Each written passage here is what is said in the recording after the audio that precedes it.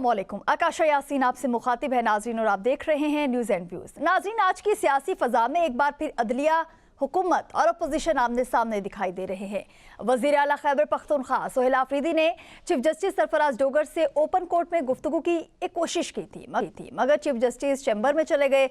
तो सवाल ये है कि क्या ये महज प्रोटोकॉल का मामला था या इंसाफ तक रसाई पर एक बड़ा सवालिया निशान। तो दूसरी जानिब इमरान खान की सेहत, मुलाकातों और केसेस की समाअत पर तनाज़ा शिद्दत इख्तियार कर चुका है। वकला का मौक़िफ़ है कि अदालती अहकामात पर अमल नहीं हो रहा, जबकि हुकूमत कह रही है कि इलाज और कानूनी तकाज़े मामूल के मुताबिक जारी हैं। इसी दौरान रिहाई फोर्स के ऐलान, अंदरूनी इख्तलाफात, अलीमा खान की खुली तनकीद और अली अमीन गंडापुर की सिक्योरिटी के तनाज़े ने पीटीआई के अंदर और बाहर दोनों महाजों पर नई बहस को छेड़ दिया है। बैरिस्टर गौहर मोहताज सियासी रास्ते की बात करते हैं तो राना सनाउल्लाह पार्लियामेंट और डायलॉग को वाहिद रास्ता करार दे रहे हैं। उधर पार्टी के अंदर नज़्म व ज़ब्त की कार्रवाइयाँ और सिक्योरिटी के तनाज़ात भी सवालात उठा रहे हैं। आज के प्रोग्राम में हम जायजा लेंगे क्या ये कानूनी जंग सियासी तहरीक में बदलने जा रही है और क्या इदारों के दरमियान तनाव मजीद बढ़ेगा। हमारे साथ स्टूडियोज में हमारे एक्सपर्ट्स भी मौजूद होंगे, सुमैर साहब और शकील करार साहब। इसी के साथ साथ हमें ज्वाइन करेंगी सायरा जी और डॉक्टर अली इमरान साहब। बहुत शुक्रिया सबसे पहले आप सभी का ज्वाइन करने के लिए। तारिक सुमैर साहब, आपसे मैं प्रोग्राम का आगाज़ करना चाहूँगी। हम आज फिर वही बात करेंगे। आप कहेंगे कि रोज़ाना हम एक ही सवाल आपके सामने रखते हैं, लेकिन सवाल आज थोड़ा सा तब्दील है, थोड़ा सा चेंज है, लेकिन बात वही पीटीआई के वज़ीर आला के हवाले से हो रही है। एक सूबे के वज़ीर आला के साथ एक ऐसा रवैया जो है वो रखा जा रहा है, क्या किसी और सूबे के वज़ीर आला हों तो क्या उनको भी इन्हीं चीज़ों का सामना करना पड़ेगा। सोहेल आफरीदी की चीफ जस्टिस सरफराज डोगर से गुफ्तगू करने की कोशिश, सलाम भी किया रोज़े की हालत में, लेकिन जवाब नहीं दिया गया। क्या कहेंगे सर? आपका जो सवाल है ना, आपने कहा कि वज़ीर आला के साथ क्या सलूक किया गया। वो अदालत में गए, चीफ जस्टिस उठ के चैम्बर में चले गए, क्योंकि चीफ जस्टिस कोई और केस सुन रहे थे, तो वो उस दौरान चले गए। अगर तो सलाम का जवाब दे देते। नहीं, मैं दे रहा हूँ ना, सलाम का जवाब उन्होंने नहीं दिया, वो उनकी अपनी मर्जी है ना। मैं जो तरीक़ाकार है वो बता रहा हूँ। इनका कोई केस नहीं फिक्स था जी। केस जिनका फिक्स था वो था, अगर इनको सुप्रीम कोर्ट की सिक्योरिटी कमरा अदालत में जाने से रोकती तो फिर एक, और उन्होंने नहीं रोका, अंदर जाने दिया। फिर उनकी रजिस्ट्रार हाई कोर्ट से मुलाकात भी हुई है पार्टी के वकला की, और उसमें कहा जा रहा है कि जी अपना पीर को शायद अपीलें जो हैं फिक्स हो जाएं। इस हवाले से एक तरीक़ाकार, अदालत का अपना तरीक़ाकार है। जहाँ तक ये सियासी मामला है, इस आपने कहा कि इससे पहले मुराद अली शाह जो थे चीफ मिनिस्टर सिंध है, जब पीटीआई की गवर्नमेंट थी उनके ख़िलाफ़ नैब का एक रेफरेंस था, और वो बतौर चीफ मिनिस्टर नैब के आके यहाँ पेशी भुगते थे और अदालत में भी जाते होते थे। और कोई ख़ास वो नहीं होता था कि वो चीफ जस्टिस को मिलने के लिए जाते थे, अदालत में अपनी हाज़िरी लगवाते थे या आके नैब के हुकाम के सामने अपना बयान दे के जाते थे। और वो केस 1-2-1.5 साल चलता रहा है। शकील कार साहब को भी याद होगा कि जब नैब के हेडक्वार्टर में भी 1-2 मरतबा उनको तलब किया गया था, फिर जो रीजनल दफ्तर है वहाँ भी तलब किया था। ये माजी में भी होता रहा है। लेकिन यहाँ जो सोहेल आफरीदी साहब हैं, वो अपने पार्टी के लीडर की रिहाई के लिए या उनको जो सेहत का मसला है, उनकी मुलाकातों का मसला है, उसके लिए हाई कोर्ट जा रहे हैं, कभी सुप्रीम कोर्ट के बाहर जा रहे हैं। वो उनका राइट है। मैं ये तो नहीं कह रहा कि वो ना जाएं, मैं ये तो नहीं कह रहा कि वो क्यों गए हैं। मैं कह रहा हूँ कि अदालत के अंदर वो उनकी बजाय अगर उनके वकला जाते, सलमान अकरम राजा जाते, बैरिस्टर गौर जाते, और वो जाके वो जाके नहीं मुलाकात हो पाती। नहीं, वो चैम्बर में मुलाकात की कोशिशें करते रहे हैं, वो नहीं होती नहीं। लेकिन आपको याद है पिछले दिनों चीफ जस्टिस ऑफ पाकिस्तान से जब डेलीगेशन मिलना चाहता था तो सियासी किसी लीडर से उन्होंने मुलाकात नहीं की थी, उन्होंने वकला जो उनसे मुलाकात कर ली थी। फिर वो आपको पता है सलमान सफदर को फ्रेंड ऑफ कोर्ट बना के भेजा गया, सारा वो मामला हुआ। तो ऐसी बात नहीं है को एक अपीलें मुकर्रर करने की एक ताख़ीर हो रही है, उसमें जेन्युइन बात है। पीटीआई की तरफ से सवाल उठाया जा रहा है। 190 मिलियन पाउंड का जो मामला है वो अपील नहीं मुकर्रर हो रही, बाकी अपीलें मुकर्रर नहीं हो रही।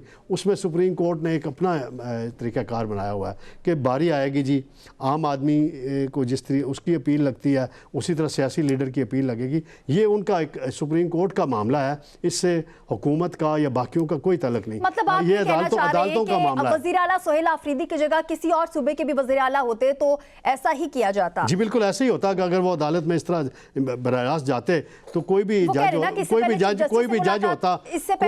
होता तो वो वहाँ उनसे ना मिलता। सो इस वजह से ओपन कोर्ट में चीफ जस्टिस से बात करने की एक कोशिश जो है वो उनकी जानिब से की गई है। शकील करार साहब, हम देख रहे हैं कि पीटीआई की जानिब से बहुत ही ज़्यादा कोशिशें की जा रही हैं बात करने की कि बानी पीटीआई की रिहाई को तो अभी उन्होंने एक साइड पे रख दिया है। सबसे पहले बानी की सेहत को वज़ीर आला सुहेल आफरीदी जो हैं उन्होंने मुकद्दम समझते हुए इस पे बात की है, और जब आपकी बात नहीं हो पाती सो आप संगीन नौयत की तरफ अगर कहा जाए कि जो संगीन हालात है उनका रुख करेंगे तो ये कहना भी गलत नहीं होगा। सो क्या पीटीआई को मजबूर किया जा रहा है कि वो कोई गलत रास्ता अपनाए बानी की सेहत के हवाले से, या हुकूमत जो है थोड़ा सा मतलब लचक दिखाने की कोशिश भी कर रही है लेकिन दिखा भी नहीं पा रही? क्या कहेंगे? शुक्रिया आकाशा। पहले तो मैं बता दूं जो आपका पहला सवाल था तारक उस्मैर साहब से कि chief justice Islamabad high court से वज़ीर आला सीएम के पीके की मुलाकात की कोशिश जी, तो मेरा ख्याल है रोज़े है तो इसलिए तारक उस्मैर साहब को कुछ नहीं कहते, वो भूल जाते हैं, उम्र का भी तकाजा है, रोज़े भी हैं, कि इससे पहले सलमान अकबर राजा ने चैम्बर में भी चीफ जस्टिस से मुलाकात करने की कोशिश की गई, उससे पहले भी दरख्वास्तें दी गई, उससे पहले भी जो मुकदमात हैं उनकी जल्द समाअत के लिए एप्लीकेशन मूव की गई हैं। तमाम तर कानूनी रास्ते जो हो सकते हैं और उनके अलावा भी एप्लीकेशन जो है वो मौजूद हैं हाई कोर्ट में और डिस्ट्रिक्ट कोर्ट्स में कि जल्द समाअत और जल्द अपीलों की। आप ये देख लें कि तोशा खाना के ख़िलाफ़ अपील कितना अरसा हो गया high court, Islamabad high court में पेंडिंग है, तो फिर सवालात हम नहीं उठाते, आम लोग उठाते हैं और यही उठाते हैं कि क्या अदलिया सिर्फ हुकूमतों के कहने पे फैसले करती है या इंसाफ किसको मिलता है? अगर साबिक़ वज़ीर आज़म को इंसाफ नहीं मिल सकता, वो कानूनी वकला जो सुप्रीम कोर्ट में बड़े बड़े वज़ीर आज़म सदूर के उनके केस लड़ते हैं और उनका ये हैसियत बन जाती है कि वो इस्लामाबाद हाई कोर्ट में उनकी दरख्वास्त को एंटरटेन नहीं है कि जाता, चीफ जस्टिस या कोई भी जज उनसे मिलना नहीं गवारा करता, सलाम का जवाब देना गवारा नहीं किया। देखिए ना, अब सीएम केपीके ने अगर सलाम कर दिया, तारक उस्मैर साहब तो अपने किताब खोल के बैठ जाते हैं, अपना आइन लेके बैठ जाते हैं कि आइन में ऐसा होता है, कानून में ऐसा होता है। तनकीद ना करें, तनकीद ना करें, खाम को देखें लोगों को मिसगाइड करते हैं, रमजान में लोगों को झूठ बोल के मिसगाइड करते हैं। खुदा के लिए ना करें। मैंने तो मिसाल दी है, कौन सी मिसाल दी है? सिंध का चीफ मिनिस्टर आता रहा है, आपने मिसाल दी है कि इससे पहले आप भूल गए ना, फिर सलमान अकबर राजा इससे पहले हाई कोर्ट में गए थे, वो भाई वो चैम्बर में गए थे, चैम्बर में गए थे, कितने घंटे बैठ के वापस आ गए थे, ये आप भूल गए। देखिए ना, अब इस तरह की हाई कोर्ट जो है वो फिर अदलिया खुद अपनी आवाम में उनके ऊपर सवाल उठाती है कि कौन सी अदलिया है, कहाँ इंसाफ मिलेगा। अगर साबिक़ वज़ीर आज़म को इंसाफ नहीं मिल रहा, इंसाफ तकाजे पूरे नहीं हो रहे, कानूनी तकाजे पूरे नहीं हो रहे, तो फिर क्या हो रहा है? हुकूमत कहने में सब कुछ हो रहा है, फिर सवाल उठते हैं। कल हम बात करेंगे, फिर हमें बुला लेंगे कंटेम्प्ट कोर्ट में कि साफ़ी ने, शकील कार ने ये कहा, तारक उस्मैर ने उनकी दफ़ा किया और शकील कार ने उनकी वो कर दी, फिर बुलाए मुझे, आप नोटिस जारी करें, लगा दें तो तौहीन अदालत मेरे पे। तो देखें ना, फिर सवालात उठते हैं कि आपको एक सलाम कर दिया उसने, सीएम के पीके ने, आपने जवाब देना गौरा नहीं किया, फिर उन्हें मिलने की कोशिश की, वो भी नहीं है, तो फिर क्या करे वो? आप बताइए ना। आकाशा के कितना अरसा हो गया है, अब मुलाकात चले छोड़ दे, उनकी अपील इस्लामाबाद हाई कोर्ट में पेंडिंग है, उसको समाअत के लिए मुकर्रर कौन करेगा? किसने करना है? मैंने करना है या आपने करना है? सर यही सवाल आगे लेकर चलते हैं। डॉक्टर अली इमरान साहब, आप भी हमारे साथ मौजूद हैं। शफी जान एक दावा कर रहे हैं कि बानी पीटीआई की रिहाई जो है वो अवामी प्रेशर से ही मुमकिन होगी, इसके बगैर आप लोगों के पास कोई रास्ता नहीं है। और उसके साथ साथ हम देख रहे हैं कि हुकूमत आपकी बात नहीं मान रही, अदालतें आपकी बात नहीं मान रही, और ऐसे में वज़ीर आला केपी जो हैं वो कह रहे हैं कि एक रिहाई फोर्स की बात करते हैं, और उस पर भी बैरिस्टर गौहर साहब को भी एतराज़ है, अपोजिशन लीडर को भी एतबार है। सायरा जी, यही सवाल मैं आपसे करना चाहूँगी, क्या समझती हैं कि हुकूमत में इनकी कोई बात नहीं सुन रही, अदालतें इनकी बात नहीं मान रही, और अगर जो वज़ीर आला केपी हैं वो रिहाई फोर्स की बात करते हैं तो उस पर पार्टी के अंदर से जो इस वक्त पार्टी के चेयरमैन हैं बैरिस्टर गौहर साहब, उनको इस पर एतराज़ है, अपोजिशन लीडर जो है उनको इस पर एतराज़ है, क्या कहेंगी? जी अस्सलाम वालेकुम। जो पंजाब असेंबली में बैठे हुए, जो कौमी असेंबली में बैठे हुए, जो केपी के असेंबली में बैठे हुए, क्या इनके बस से बात बाहर हो गई है? कि जो ये अवाम के जो जी अभी एक नया ड्रामा है कि रिहाई फोर्स बनेगी, उसकी रजिस्ट्रेशन होगी, इतना था तो आप जिस दिन आपने ओहदा संभाला था आप उस दिन कर देते। और ये चीजें कोई रजिस्ट्रेशन से नहीं होती, कोई जो तहरीक है वो ऐसे नहीं चलती। मतलब अगर कोई घर का बंदा गिरफ्तार हो या हमने कहीं एहतजाज करना हो तो मैं अपनी पहले पूरी फैमिली वालों को बोलूंगी कि आओ कि रजिस्ट्रेशन करवाओ, उसके बाद हम लोग ये एहतजाज करेंगे। तो ये सब ऐसी बातें हैं करने के लिए कि देखिए हम कुछ ना कुछ कर रहे हैं, लेकिन ये कि जो करना चाहिए था वो नहीं किया। 8 फरवरी 2024 के बाद जो एक गोल्डन पीरियड था, इन्होंने आपस की लड़ाइयों में एक दूसरे को गद्दारी के फतवे और वो इन तमाम चीज़ों में इन्होंने वो टाइम गुजार दिया। और मैंने आपके प्रोग्राम में पहले भी कहा था कि खान साहब की तमाम खूबियाँ एक तरफ, मर्दम शनासी की जो बात है और बाकी इन सबके साथ मैंने वो कहते ना कि असेंबली में हम लोग एक छत के नीचे थे, तो ये बैरिस्टर गौहर साहब वगैरह से इतने सारे प्रोग्राम्स किए, इनको देखा है। इंसान एक नज़र में किसी को पहचान जाता है। वो कहते ना कि एक डायलॉग है कि नहीं होगा, ये तुमसे नहीं होगा, हमें तुम्हारे लक्षण सही नहीं लग रहे। तो जो इनके लक्षण थे ना, इनके पहले दिन से लक्षण ही नहीं थे। अब ये इतनी कंफर्मेशन से जो अब वो कहते हैं कि एक मुहिम चलाई हुई है बहनों के खिलाफ, उसके खिलाफ, वो समझ नहीं आ रही कि या तो किसी ने इनको पकड़ के बता दिया। वैसे तो आपको एक बात बताऊं जी, या हमें भी ना एक पीटीआई का नाम लिख के उसके ऊपर जोर से किसी ने क्रॉस लगाकर बताया था, मतलब मुझे नहीं, मतलब जो गए थे वहां पर उन्होंने बताया कि पीटीआई खत्म शुद्ध। आप हमारे मतलब जो भी बात हम करें, आप हमारी बात करें, आप हमारी बात सुने, इस पर हमने क्रॉस लगा दिया। तो जाहिर है जब हम एक दूसरी पार्टी है हमें इतनी शद्दोमत से बता रहे हैं बताने वाले, तो ये तो लोग है ना उस पार्टी के, इनको खुदा जाने क्या दिखाया क्या बताया है, जो वो कहते हैं कि कानों में रुई ठोस कर और सत्तू पी कर बैठ गए हैं। और क्या कहूँ आकाशा इनके बारे में, इनका कोई बंदा बुला लिया करें जो सच झूठ जो भी इनके बारे में बताना हो वो बताया करें। मैं तो देखें बात करती हूँ कि जो कुछ इस वक्त मुल्क में हो रहा है, आप ये कह रही हैं कि इनसे कुछ नहीं हो पाएगा, मतलब ये जो रिहाई फोर्स की बातें हो रही हैं वो भी नहीं, हुकूमत इनकी बात नहीं सुन रही, अदालतें इनकी बात नहीं सुन रही, फिर बानी की रिहाई कैसे होगी? माफी मांग के क्या कहेंगे? अब ये मुझसे पूछ रही हैं। हाँ मतलब देखें सारी बातें जो है ना वो एक अना पे आकर वो अटकी हुई हैं कि ना वफा के हैं, ना वफा के होते हैं, ना जफा के होते हैं, सारे झगड़े अना के होते हैं। कहीं भी आप दुनिया में जंगें देख ले, सब अनाओं के मारे जंग लड़ रहे हैं। मतलब ऐसी कौन सी है चीज के एक माफी, अभी आपने देखा सुहेल वड़ाइच हो गए, रऊफ कलासरा, पत्नी बाकी और मुनीर फारूक, ये वो, कि भाई 3 लफ्जों से क्या हो जाता है। तो बंदा इनसे पूछे जो आप हर महीने आप हमें आकर एक किताब दिखाते हैं ट्विटर पे कि ये देखें इतने बड़े बड़े इनकलाबियों की किताबों को नाम बता रहे होते हैं, ये पढ़ ली वो पढ़ ली, ये इस्लामाबाद F6 पे बुक स्टोर पे ये मिल गई, तो वो फिर किताबें ना पढ़ा करें ना, अपनी खाली तारीख पढ़ ले जो हमने 77 साल से की है कि किसी के पीठ में छुरा कैसे घोंपना है, और कुछ नहीं तो मियाँ साहब की तारीख उठाकर देख लें कि कैसे उन्होंने जुनेजो साहब की कमर में छुरा घोंपा, कैसे जालोक साहब के सामने वो क्या कहते हैं हाथ बांध के खड़े हुए थे। जी आप मियाँ साहब की हुकूमत में शामिल रही आपकी पार्टी 4 दफा? जी जी बिल्कुल, मैं कहती हूँ सारी उसमें रही थी। मैं इस वक्त अपनी बात और अपना मौकफ बता रही हूँ एज ए सायरा बानो। जिस दिन आप मुझे बोलेंगे कि आज जो पार्टी की वो कर लो, तर्जुमानी कर लो, तो मैं उसमें किसी सीनियर को भेजूंगी कि भाई ये आपके दौर में हुआ था, क्योंकि बेसिकली मेरी नेचर नहीं है कि मैं किसी दूसरे के इल्जाम अपने सर पे लेती फिरूं और उसकी सफाइयां, जैसे अभी पंजाब गवर्नमेंट ने देखा होगा या बाकी पार्टीज में होता है। आप थोड़ा सा हमारी पार्टी को या मुझे आप बाकी से मुख्तलिफ पाएंगे। बिल्कुल आपकी बातें बिल्कुल जी जी जी जी मैम, आपका पॉइंट आ चुका है। अली इमरान साहब, हुकूमत पीटीआई की हर बात को, हर मुतालिबे को इग्नोर कर रही है, ऐसा आप लोग समझते हैं, लेकिन हुकूमत कह रही है कि हम तो बहुत ही ज़्यादा सीरियस है बानी की सेहत को भी लेकर, और हर हवाले से भी हम पीटीआई के साथ इस वक्त सिंसियरिटी जो है वो दिखा रहे हैं। आपकी बातें हुकूमत नहीं सुन रही, आपके मुतालिबात नहीं सुन रही, आपके जो दावे हैं वो भी बस खोखले ही कहा जा रहा है कि खोखले ही दावे।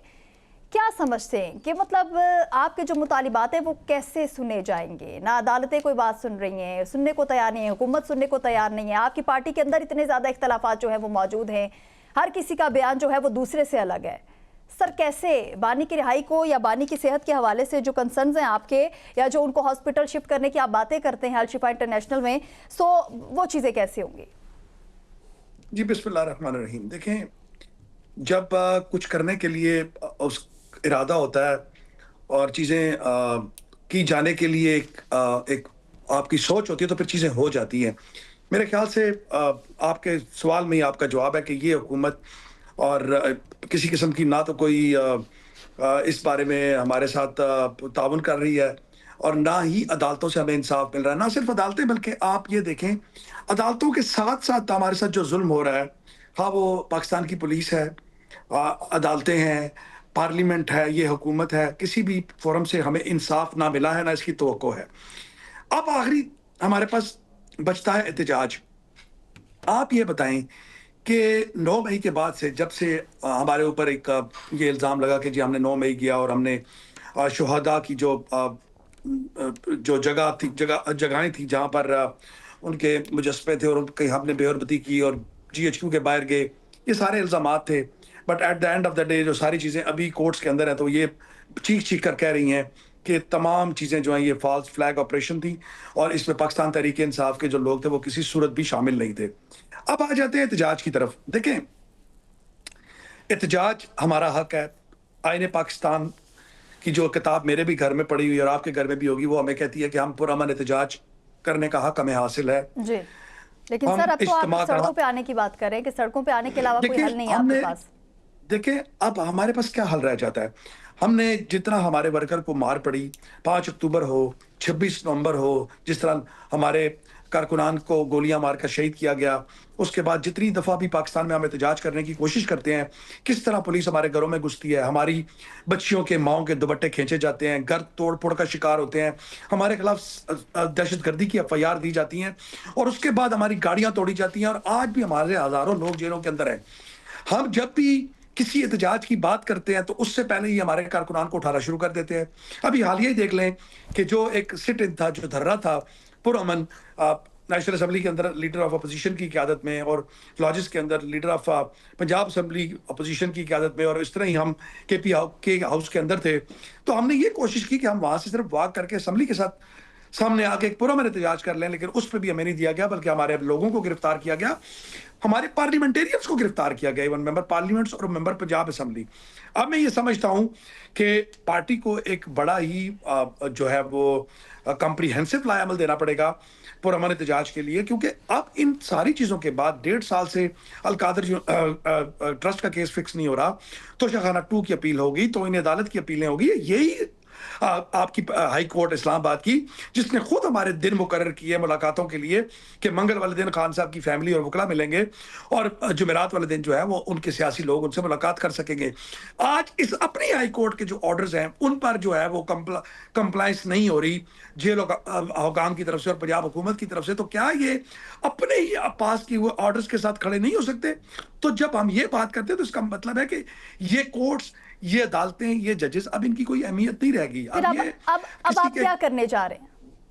देखिए जी, हमें जो अभी बताया गया कि ईद के फौरन बाद हम एक भरपूर कॉल देंगे एहतजाज की, पुरअमन एहतजाज की, और पूरे पाकिस्तान की कॉल होगी। किसने कहा है? देखिए ये पार्टी की बातें, ये पार्टी की अंदरूनी बातें, मैं आप ये सारी बातें, क्योंकि पार्टी के कुछ लोग कह रहे हैं कि ऐसा कुछ होने नहीं जा रहा, ना कुछ ऐसा होगा। मेरे पास भी अंदरूनी बहुत सी खबरें हैं। एग्जैक्टली, अब आप उसमें कह रहे हैं कि फौरन बाद आप कुछ बड़ा करने जा रहे हैं। ऐसा बिल्कुल नहीं है, पार्टी की आपके पास सरकारी खबरें कुछ नहीं होने दिया जा रहा। जब आपने हमारे हाथ बांधकर हमें असेंबलियों में खड़ा कर दिया, जब अदालतें हमारी बात नहीं सुन रही, जब पुलिस हमारे घरों को तोड़ती है, हमारी बच्चियों की माओं की दुपट्टे जो वो खींचती है, जब हम पुरअमन तौर पर किसी पार्लियामेंट हाउस के सामने एहतजाज नहीं कर सकते, रोडों पे नहीं निकल सकते, अपने कॉन्स्टिट्यूशनल राइट्स जो है उनको एक्सरसाइज नहीं कर सकते, तो फिर हमारे पास क्या जो है वो ऑप्शन बचता है? हमारे पास एक ही ऑप्शन है कि वो एहतजाज, और अब का एहतजाज जो हम करेंगे इंशाल्लाह वो पुरअमन होगा और हम निकलेंगे, क्योंकि अब मामला PTI का जो कारकुन है, आपके जो कारकुनान है, ट्रस्ट करेंगे इस मर्तबा आपको? क्योंकि हमेशा जब वो निकलते हैं घरों से सामने आते हैं तो क़यादत की मौजूद नहीं होती ना, सो इस वजह से। ईद के बाद देखिए, अब देखें, क़यादत को भी आप क्या कह सकते हैं? First year, second year and third year. First year के तमाम लोग या तो पार्टी छोड़ गए या उनमें से आधे जो वो जेलों के अंदर बैठे, यास्मीन राशिद साहब, सरफराज चीमा साहब, महमूद रशीद साहब, एजाज चौधरी, और इवन पानी वज़ीर-ए-आज़म इमरान खान साहब जेल के अंदर मौजूद है। सेकंड टियर में मोहतरमा आलिया हमजा साहिबा, कमल शोजब साहिबा, उमर अयूब साहब, मतलब ये सारे लोगों को आपने सजाएं दे दी। इन लोगों को आपने कुछ को आपने जेलों के अंदर डाल दिया और कुछ जो है वो छुपने पर मजबूर है ताकि वो पार्टी के जो उनके जिम्मे काम है वो निभा सकें। तो अब मेरे ख्याल से जिस तरीके से ये हुकूमत बिहेव कर रही है और इनके हैंडलर जिस तरह इनको चला रहे हैं, अब ऑप्शन पाकिस्तान तहरीक इंसाफ के पास यही है कि अब वो निकले। देखिए अब हमारे पास क्या है, डू वो डाई है ना। हम पुरअमन एहतजाज के लिए निकलेंगे, अपना हक मनवाने की कोशिश करेंगे ताकि वज़ीर-ए-आज़म इमरान खान साहब जो इस वक्त शदीद अलील हैं, उनकी आँख की बिनाई शदीद मुतासर हो चुकी हुई है, उनको अस्पताल लेकर आना और उनके लिए प्रॉपर इंसाफ की जो फराहमी है वो उसको यकीनी बनाना अब सिर्फ एहतजाज ही है। ये अदालतें जिस तरह पाकिस्तान पीपल्स पार्टी की चेयरमैन मोहतरमा बेनज़ीर भुट्टो शहीद ने कहा था ना कि ये कैंगरूज कोर्ट है, तो अब ये प्रूफ हो चुकी है कि अदालतें अपने फैसलों को इम्प्लीमेंट नहीं करवा सकती। अदालतों ने खुद जो फैसले सादर किए कि वज़ीर-ए-आज़म इमरान खान साहब से ये 2 दिन है, यहाँ पर मुलाकात करवाई जाएगी, एक दिन वकला और पार्टी के लोग फैमिली मिलेगी, बाकी पार्टी के लोग मिलेंगे। अगर अदालतें अपने फैसलों के साथ खड़ी नहीं हो सकती और एक साबिक वज़ीर-ए-आज़म को इंसाफ नहीं दे सकती, तो आप इस बात का अंदाजा लगाएं कि इस मुल्क के अंदर आम आदमी को इंसाफ लेने के लिए क्या क्या पापड़ बेलने पड़े होंगे, पड़ते होंगे आज के दिन में। मैं भी कानून का एक छोटा सा तालिब इल्म हूँ और रोज़ाना इस सिस्टम का हिस्सा हूँ और एक प्रैक्टिसिंग लॉयर हूँ। तो आप यकीन कीजिए, इमरान खान साहब तो अब चले जेल में पड़े हैं, हम अताब का शिकार है, हमारे खिलाफ पूरी रियासती मशीनरी इस्तेमाल हो रही है और हमारे लोगों को जिस तरह जेलों में डाला जा रहा है। आप अगर अदालतों के अंदर आकर आम आदमी की हालत देख लें तो आपको रोना आ जाएगा कि इस मुल्क में हो क्या रहा है। और मैं ये समझता हूँ कि ये सिस्टम पूरी तरह कोलैप्स कर चुका हुआ है। अब सिर्फ एक ढांचा खड़ा है जिसको एक झटका लगना और ये सब कुछ जमीन बोस हो जाना है। क्या वो अदालती निज़ाम हो, हाँ वो आपका जुडिशरी हो, एग्जीक्यूटिव हो, आपकी ब्यूरोक्रेसी हो, आपकी पुलिस का ये निज़ाम है, जितना भी ये बिल्कुल अब एक मसनूई निज़ाम है। क्योंकि जिस मुल्क के अंदर 113 मल्टीनेशनल कंपनीज भाग जाएं, जिस मुल्क के अंदर से आपकी तमाम टेक्सटाइल मिल्स 143 बंद हो जाएं, जिस मुल्क के अंदर से आपकी प्रॉपर्टी का पूरा निज़ाम सिस्टम धर्म भरम हो जाए, उसके साथ 50 और सनतें बैठ जाएं, तो फिर आप अंदाजा लगाएं कि ये निज़ाम कितनी देर तक चलेगा।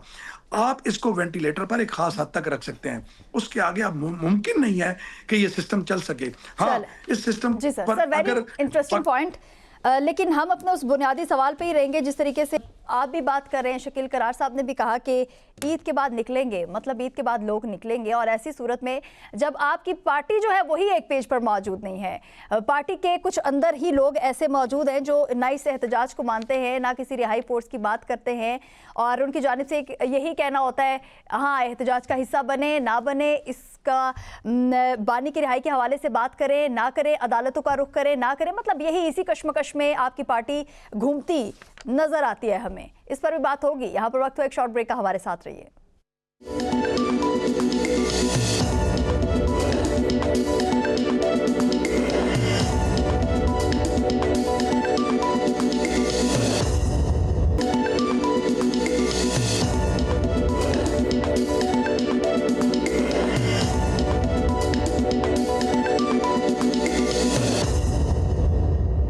वेलकम बैक, एक मरतबा फिर खुशामदीद।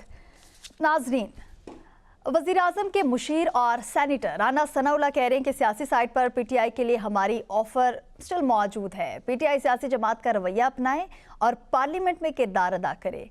क्या तहरीक इंसाफ के पास सिर्फ एक ही रास्ता पार्लियामेंट और मुज़ाकिरात बचे, जबकि दूसरी जानिब हम देखते हैं कि बानी की रिहाई जो है, बकौल पीटीआई के कुछ वज़रा जो हैं वो ये कहते हैं कि बानी जो है वो रिहाई तो चाहते ही नहीं है, वो तो सिर्फ अपना इलाज चाहते हैं, और इस पे भी हुकूमत जो है वो राज़ी नहीं होती। मतलब फैमिली की कोई मुलाकात जो है वो नहीं करवाई जा रही, रिहाई की बातें नहीं हो रही। उसके साथ साथ हम ये भी देख रहे हैं कि हम क्या देख रहे हैं कि मतलब हुकूमत बड़े बड़े दावे करती दिखाई देती है। हुकूमत फिर कहती है हम तो मुज़ाकिरात करना चाहते हैं, लेकिन हमसे कोई मुज़ाकिरात नहीं कर रहा।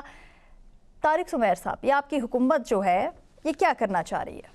ये सबकी हुकूमत है, मेरी अकेली हुकूमत नहीं बिल्कुल ठीक है आकाश साहब, बिल्कुल ठीक है, आपकी हुकूमत ही नहीं की हुकूमत है। चले मैं फिर आपको खबर देता हूँ इसी हुकूमत कि की आप तरफ से। पाकिस्तान मुस्लिम लीग नून के चेते हैं सर। नहीं, मैं आपको अभी खबर देता हूँ। चलें, आप अली अंदर की इमरान खबर साहब, शेयर आपको भी कर खबर दें, देता हूँ। हाँ सुन ले, सरकारी खबर। सरकारी खबर नहीं है, ये सियासी खबर है। जी खबर यह है कि राना सनाउल्लाह साहब और मोहसिन नकवी साहब और स्पीकर सरदार रियाज सादिक साहब, ये पार्लियामेंट के अंदर एक चैम्बर है, सदारती चैम्बर। ये स्पीकर के चैम्बर के अलावा एक चैम्बर होता है, स्पीकर के ज़रिए इस्तेमाल होता है, और जब प्रेसिडेंट एड्रेस करने आता है तो उस चैम्बर में आके बैठता है कुछ देर के लिए।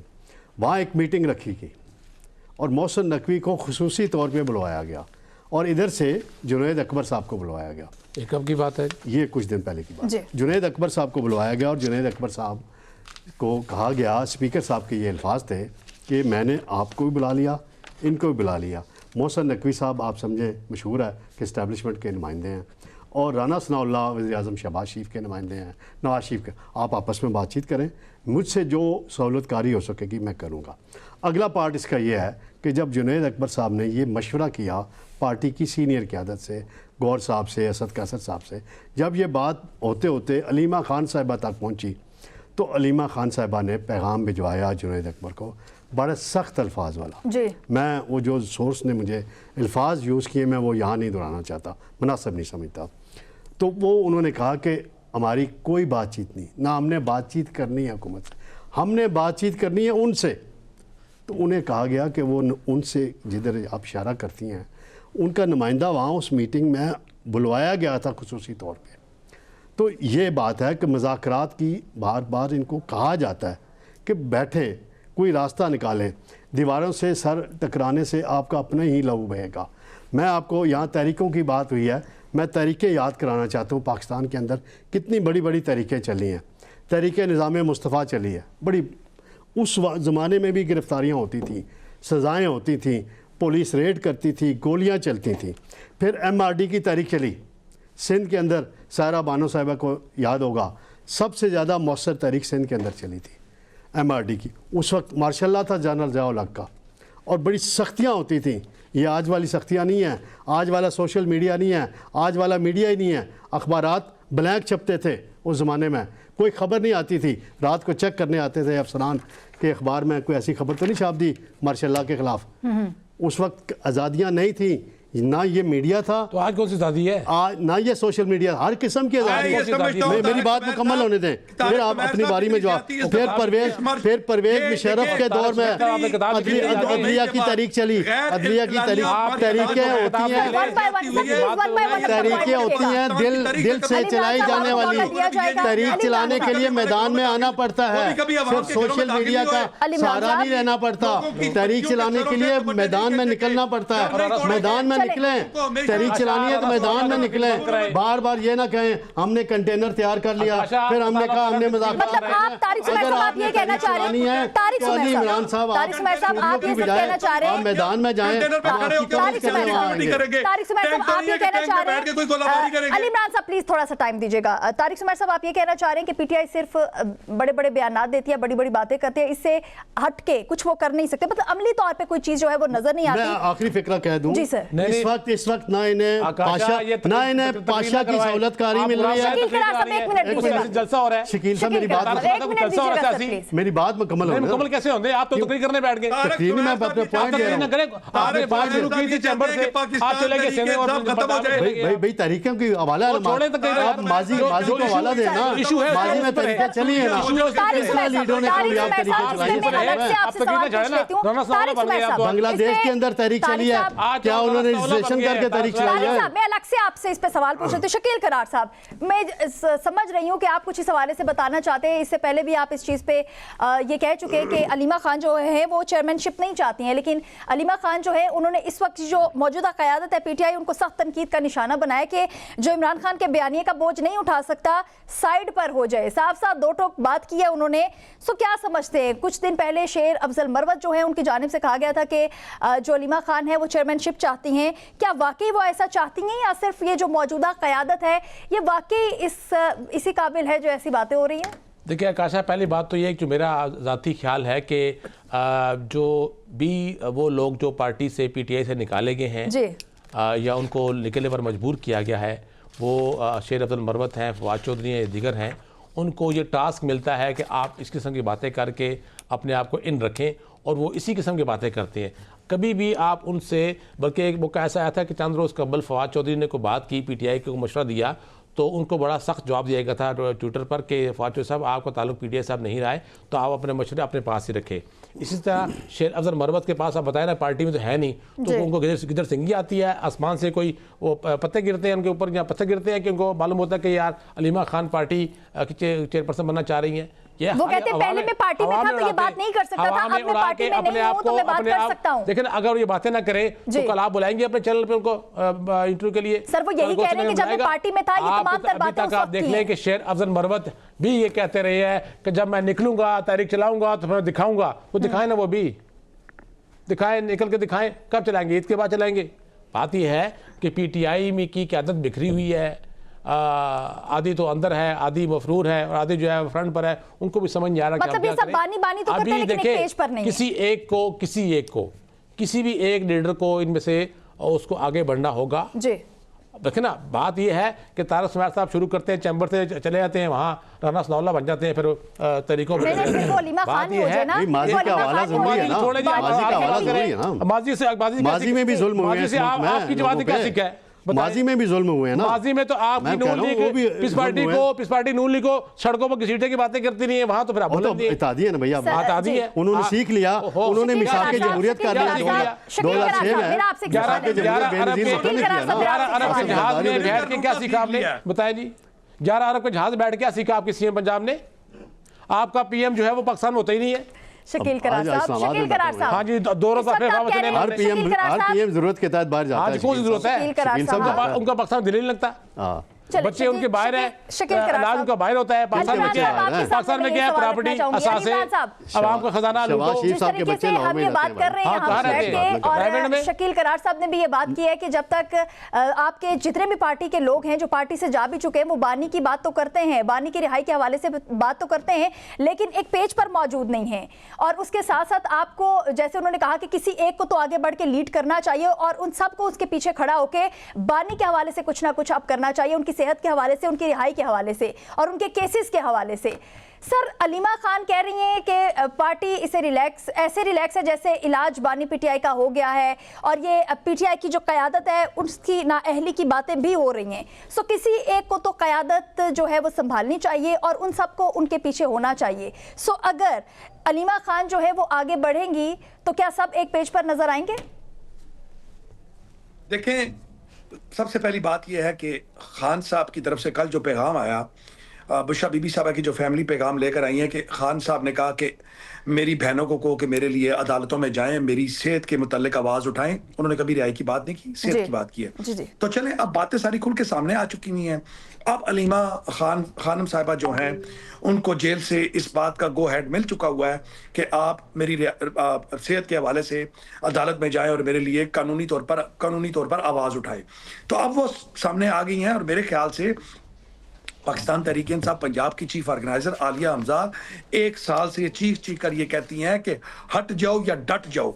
मैं पार्टी की उन लोगों से पूछता हूं कि जो बिल्कुल आज जब से इमरान खान साहब जेल के अंदर हैं, वो एक हमारे लिए एक बिल्कुल मुजस्मे किसी शक्ल अख्तियार कर चुके हुए हैं, ना वो आगे आते हैं और ना अपनी सीटें छोड़ने के लिए तैयार है। खुदा के लिए, अगर जो शख्स काम नहीं कर सकता, ये कुर्सी है, आपका जनाजा नहीं है कि आप इससे उतर नहीं सकते, आप इसको छोड़ दें, आप छोड़ दें, किसी और को मौका दें ताकि वो बेहतर तरीके से परफॉर्म कर कुर्सी से तब तक कोई नहीं उतरता जब तक उसको उतारा नहीं जाता। देखें, हम कोशिश ये कर रहे हैं कि पार्टी पहले ही इस कदर मुश्किल में है, जैसे शकील करार साहब ने कहा कि फर्स्ट ईयर जो है उसमें से बहुत सारे लोग छोड़ के चले गए, सेकंड ईयर जेलों में चलेगी, थर्ड ईयर को सजाएं होंगी, अब फोर्थ फिफ्थ ईयर चल रही है। अगर आप इसमें भी इतना इंतशार पैदा करेंगे, लोगों को निकालेंगे, तो मजीद इंतशार और लड़ाई होगी। हम ये कोशिश कर रहे हैं कि कंसेंसस के साथ जो लोग नहीं काम कर सकते, जो लोग इसका वज़ीर-ए-आज़म इमरान खान के बयानिए का वजन नहीं उठा सकते, वो छोड़ क्यों नहीं देते। मैं आपके टीवी चैनल की ऊपर बैठकर ये बात बरमला कर रहा हूं कि यार, अगर आप लोग वज़ीर-ए-आज़म इमरान खान के बयानिए का वजन नहीं उठा सकते तो छोड़ दें। अगर आप एहतजाज नहीं कर सकते तो छोड़ दें, अगर आप बाहर नहीं आ सकते तो छोड़ दें। क्यों बार बार आप भागते हैं? क्यों बार बार आप खुद के साथ साथ पार्टी के लिए भी जिल्लत का सबब बन रहे हैं? जब भी कोई कॉल दी जाती है आप छुप जाते हैं, आप बहाने बनाते हैं, आप बीमारी के बहाने बनाते हैं। तो छोड़ दें भाई, नए लोगों को आने दें। जब आप हटेंगे तो हमारे लिए आसानी हो जाएगी कि हम नए लोग लेकर आए, हम नए लोगों को। सर ये किसकी तरफ इशारा है? ये पार्टी के तमाम उन लोगों की तरफ इशारा है जो काम नहीं कर रहे, जो वज़ीर आज़म इमरान खान का बयानिया वो तो सभी कर रहे हैं, वो तो सभी कह रहे हैं, बातें तो सभी कर रहे हैं ना, बयानात तो सभी दे रहे हैं। सायरा जी, अली अमीन गंडापुर, उसके साथ साथ हम देखते हैं कि जैसे शकील करार साहब ने भी शेर अफजल मरवत साहब के हवाले से ये बात की है कि उनको इल्हाम होता है जो इस तरह के बयानात देते हैं या बातें करते हैं। उसके साथ साथ हम देख रहे हैं कि अली अमीन गंडापुर साहब ने भी कुछ ऐसा किया, कुछ बातें की, कुछ अंदर की जो वो कहते हैं ना अंदर का जो गुबार था वो जब निकाला तो उनसे सिक्योरिटी वापस लेने का मामला जो है वो सामने आया है। क्या कहेंगी? मैं तो हैरान हूँ कि इस शख्स को सिक्योरिटी दी हुई थी, इनको किसका खतरा था और किसी को भी सिक्योरिटी क्यों दी जाती? सुना तो 70 एहलकार थे। मैं उससे बहस नहीं कर रही कि वापस लिया नहीं लिया, क्या हुआ क्या नहीं हुआ। मैं तो सिर्फ मेरी खबर का जो देखने का जो साइड थी वो दूसरी थी कि ये अवाम के पैसे, ये टैक्स का पैसा, जो ये रोना पीटना और ये जो IMF की किस्तें और अरबों डॉलर, मुझे तो जीरो भी नहीं आते, वो इन तमाम ऐसी फजूलियात पे खर्च होते हैं कि किसी ने जहाज ले लिया, किसी ने ये कर लिया, किसी ने दौरे कर लिए। उससे पहले आप गुफ्तगू कर रही थी, वो वजीर आजम साहब तो है नहीं, और हमें तो आज पता चला कि ट्रंप मुदाखलत ना करता तो वो मर चुके होते, उनको मार दिया जाता, इस जंग में भून जाते वो। हमने ये सुना। तो दूसरा इसके ऊपर क्या करूं, ये बताएं, ये आपस की ये छोटी मोटी बातें, ये इख्तलाफ मैं बता रही हूँ। कल तक वो कबूतर उड़ा रहे थे, आज वो इतना हुआ। अगर भी कहना था तो भाई जो बड़के मारते थे आप, किसी ने मुझे कहा भेजो तुम्हें वीडियो कि एक जलसे में बड़के मारते हैं, फिर जाकर वो किसी सेफ हाउस में ना पाँव में पड़ा हुआ होता है कि माफ कर दो, ऐसे नहीं बोलूंगा तो ये लोग मुझे खा जाएंगे। ये तो हम पिछले 1.5 साल से इस तरह की गुफ्तगू सुन रहे हैं। बाकी अली इमरान साहब जिन लोगों का बोल रहे हैं, मैं तो पहले दिन से बोल रही हूँ, उनमें है हमाद अजहर है, मियां असलम इकबाल है, और उसे क्या कहते हैं, ये सदर बनाया हुआ है परवेज जलाई साहब कहाँ पर है? क्या कॉम्प्रोमाइज हो गए? बेटा तो उनका बाहर से बैठ के ट्वीट करता है। इनकी पार्टी के लोग कहाँ हैं? इनकी पार्टी के नाम मैं आपको सेंड करती हूँ, पार्टी के लोगों के नाम जो पूरे के पूरे कॉम्प्रोमाइज है। 10-11 बंदे इनके पे तो जीते हैं ना जी। तो मैं बार बार कह रही हूँ, अली इमरान साहब सादकाबाद से शुरू करें। कहाँ है MPs? इनके जीते हैं, बाकी किसके हैं? कहाँ हैं? ये सब ट्रांसपोर्टर्स हैं, मैं आपको बोलते रही हूँ, सब ट्रांसपोर्टर्स हैं। फ्लोर मिल, शादी हॉल, ये कहाँ से इनकलाब लेकर आएंगे? फिर गलत आप लोगों ने कर दिया कि ऐसी ऐसी शक्लें, अल्लाह माफ कर दे। मैं फिर आप गलत मत समझिएगा, सूरत पे बात नहीं मैं कर रही, गलत बात मुंह से निकल गई। मतलब कभी किसी ने सोचा भी नहीं होगा कि उस सड़क पर आने का, उनको वो आके असेंबली ऐवानों में बैठ के सिर्फ और सिर्फ क्या कि अपने नाम के साथ ऊपर लिख के कैदी नंबर 804 इया कना बुधू व इया कना स्ताइन, और उसके बाद वो असेंबली में बैठ के आप सेकंड ईयर और फर्स्ट ईयर की बात कर रहे हैं। ये जो इतने बेकार वकीलों को आप सेनेट में लेकर आए, आप असेंबली में लेकर आए, वो कहाँ पर हैं? वो तो एक ढंग की पिटीशन भी दायर नहीं कर सके। वो तो कभी आपने पहले भी देखा होगा, कभी टाइम पे अदालत पहुंचे ही नहीं है। वो तो अदलिया को भी एंगेज नहीं कर सके। तो 26वीं और 27वीं तरमीम में सिर्फ 1 सेकंड अभी बात करें, और नवाज बप्पी क्यों है पार्टी में? अली इमरान साहब चले गए थे ना वो माफी तलाफी करके, उसके बाद उस बंदे ने जनूबी पंजाब की टिकट दी। आप सियालकोट की तरफ आ जाए, बेटे ने गंद बक दिया, अम्मा को आपने सर पे बिठा लिया। तो बाकी के सब लोग कहाँ पर हैं? सिर्फ और सिर्फ इन्होंने खान के नाम के ऊपर जो कुछ वो कहते हैं कि फेम लेनी थी, व्यूज लेने थे, लीडर अपनी तरफ से बनना था, सो कॉल्ड लीडर, वो बन के बाकी नहीं है। बाकी के बुकला कहाँ हैं? तो जब ये सायरा जी आप समझ रही हैं कि क्या अब जो बानी पीटीआई की बहन है उनको अब आगे बढ़ना चाहिए, जिनके हवाले से बातें भी चल रही हैं? देखिए वो बढ़ना क्यों नहीं चाहिए? आप चले उनकी जगह, मैं अपने आप को रख के सोचती हूँ कि मैं उनकी बहन हूँ। सियासत गई भाड़ में, मेरे भाई की जिंदगी है भाई। जो सियासत देख ली उन्होंने 2 साल में, ये जो धरती के बोझ जो बैठे हुए, इन्होंने क्या किया? इन्होंने तो मुलाकातें भी बंद करवा दी। जब जलसे खत्म करवाने हो तो सुबह 7 बजे आदम सवाती गेट के ऊपर पहुंचे हुए होते हैं। तो किस किस का नाम ले? मुझे तो अब इनके लोगों के नामों से घिन आती है कि इन्होंने पीठ में छुरा कैसे घोंपा। मुझे सख्त नफरत है बेवफा और वो कहते हैं कि जो पीठ में छुरा घोंपने वाले लोग हैं उनसे। गद्दारों से। तो अब बहनों को ही, जी अब बहनों को ही आगे आना है। और दूसरा अभी वो बात में भूल गई थी, आपने कहा हाँ जी हमारी पार्टी हर हुकूमत में होती थी, लेकिन जुनेजो साहब हमारे वजीर आजम थे जिनकी वो जो कहते हैं ना इस्तेलाहात अभी भी लोग याद करते हैं, और उनकी पीठ में छुरा ये मियाँ साहब ने घोंपा था। मियाँ नवाज शरीफ नहीं, उनकी असम्बली जो है जनरल ज़ियाउल हक ने तोड़ी थी मोहतरमा, उनको वज़ीर आज़म के अहदे से जनरल ज़ियाउल हक ने हटाया था। नवाज शरीफ तो सर नमाज पढ़ने के रजीम चेंज बाजवा ने किया, अभी रजीम चेंज बाजवा ने किया। सहूलतकार कौन थे? ये जो वही पुरानी शक्लें बैठे हुए थे, ये जो आए थे, ये जो पीडीएम का टोला, और उसके सहूलतकार सबसे बड़े मौलाना फजल रहमान थे जिनके कंधे पे रख के उन्होंने बंदूक चलाई। बात सहूलतकारी की मैं बात कर रही हूँ कि उसका बेनिफिशियरी कौन था? रजीम चेंज बाजवानी की बेनिफिशियरी कौन था? ये बेनिफिशियरी थे।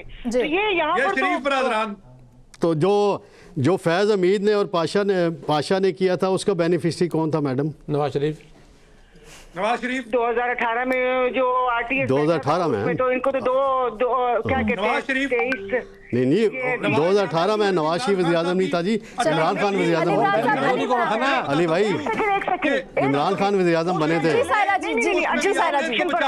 उसमें भी आपने इनको बचा लिया। जो यूसुफ रज़ा गिलानी थे मियां साहब काला कोट। अली इमरान साहब एक मिनट दीजिएगा जी। सायरा जी वो कौन था जी? यूसुफ रज़ा गिलानी के टाइम पे भी तो काला कोट पहन के पहुंच गए थे ना मियां साहब अदालत में। तो वो सब क्या था? बोले जी गए थे जी, अदालत गए थे। चले गाना सुनाओ। जो फैक्ट है वो फैक्ट है। तरन्नुम में गाना नहीं सुना सकती। आपने यकीनन सुना होगा गाना, तरन्नुम में नहीं गा रही। असी कले नहीं खराहा इथे सारे ने जनाब, जदों होवेगा हिसाब उदों वेख लावांगे। तो यहाँ पर सबके सब गुनहगार हैं। नहीं होगा दुनिया में तो जो भी हिसाब लेने आता है उसके साथ मिल जाते हैं।